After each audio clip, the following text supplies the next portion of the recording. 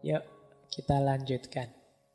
Nah, kalau tadi buah dari sisi kapasitas spiritual, kalau ini buah dari sisi hidup konkret kita.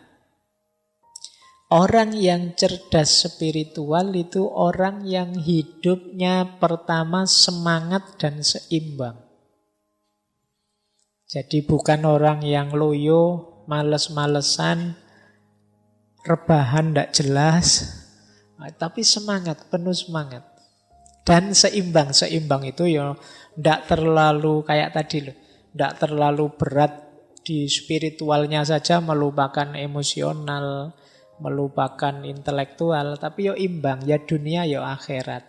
Ya lahir ya batin. Tidak kok batinnya canggih luar biasa, tapi lahiriahnya sakit-sakitan. Tidak, seimbang. Jadi semangat dan seimbang. Kemudian orang yang cerdas spiritual itu biasanya mampu mengontrol diri dan mengontrol emosinya. Karena saya bilang tadi ya, spiritual intelijen atau kecerdasan spiritual itu mengatasi semuanya. Jadi tidak mungkin orang cerdas spiritual tidak cerdas secara intelektual, tidak cerdas secara emosional. Pasti sudah ada di level tertentu dalam hal intelektual maupun emosional. Jadi dia pasti mampu mengontrol diri dan emosi. Kemudian reflektif dan introspektif. Jadi mampu muhasabah. Orang yang hidupnya tidak asal-asalan, tapi hidup yang serba hati-hati, penuh refleksi. Nah, kemudian cerdas spiritual itu orang yang siap naik dan siap turun. Dalam tanda petik ya. Nanti jangan diartikan retterlek. Jadi siap naik itu orang yang sukses, ayo siap mentalnya, gagal juga tidak masalah, siap juga. Ditakdir seneng, alhamdulillah. Ditakdir susah, ya innalillah, semuanya miliknya Allah.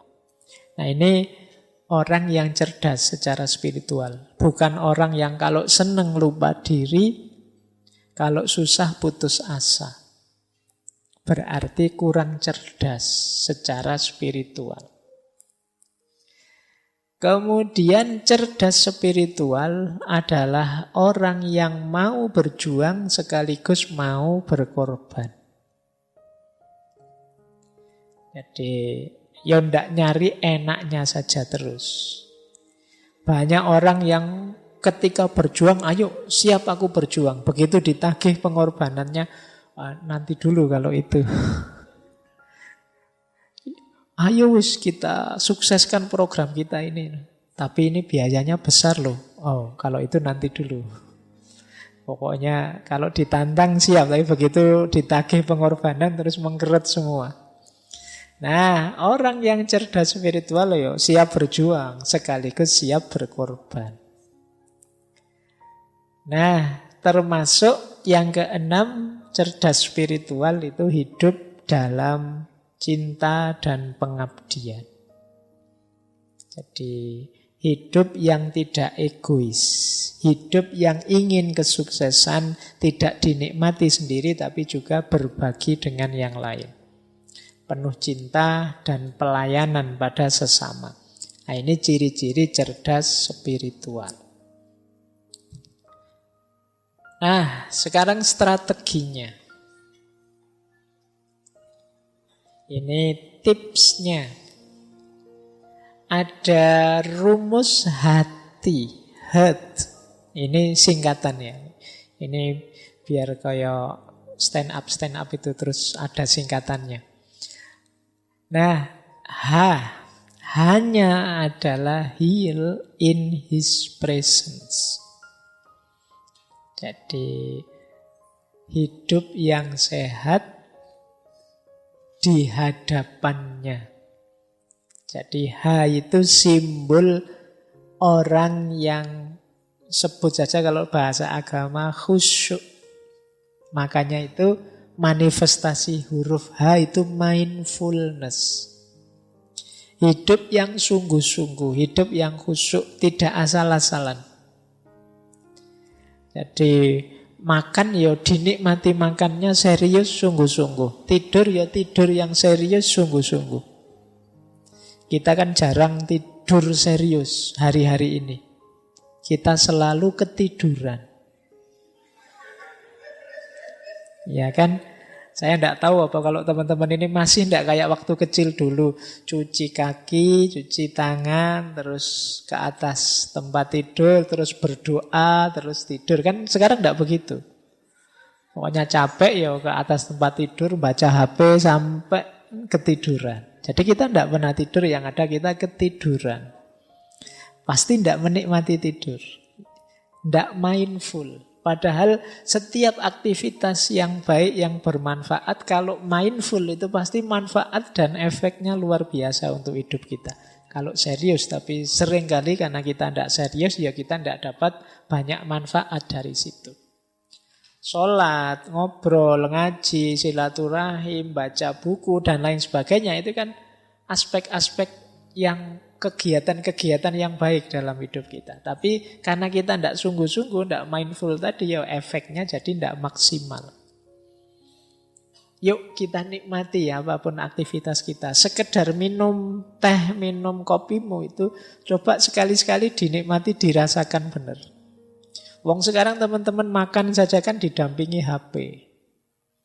Jadi sambil makan, sambil nyekrol Instagram, sambil lihat Twitter, jadi makannya tidak dinikmati. Kadang-kadang kita tidak tahu, mungkin laukmu diambil temanmu apa kamu tidak, lu kok tiba-tiba habis. Nah, yuk heart yang pertama, heal in his presence. Yuk hidup yang serius, yang sungguh-sungguh, dinikmati setiap hembusan nafas, setiap detik yang engkau alami. Yang kedua huruf E, engage with purpose. Kalau ini yo hidup dengan penuh tujuan. Jangan asal-asalan. Saya Pak ingin target ini, jangka pendeknya ini, jangka menengahnya ini, jangka panjangnya ini. Ini untuk pendidikan, kalau ini untuk agama, kalau ini untuk hidup bersama sosial, boleh. Catat saja biar tidak lupa target-target, tujuan-tujuan. Akan membuat hidup lebih bersemangat. Jadi engage with purpose. Hidup yang terlibat dengan tujuan. Kemudian ada huruf A, I. Achieve with gratitude. Yuk berjuang sungguh-sungguh tapi dengan penuh rasa syukur. Jadi tidak dengan kecewa, tidak dengan dendam, tidak dengan kebencian, tapi dengan penuh rasa syukur. Itu akan membuat hidup menyenangkan, membahagiakan. Kemudian huruf R. Rise with patience and humility. Meningkatlah dengan sabar dan kerendah hatian.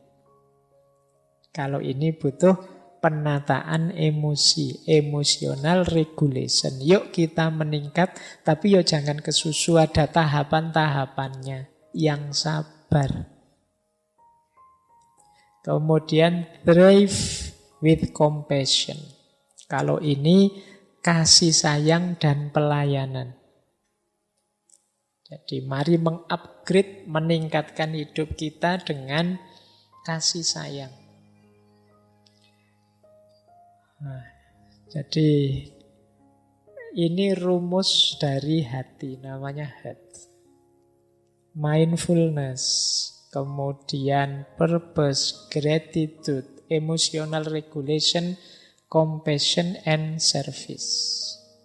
Ini akan jadi kunci jadi kita orang yang cerdas secara spiritual.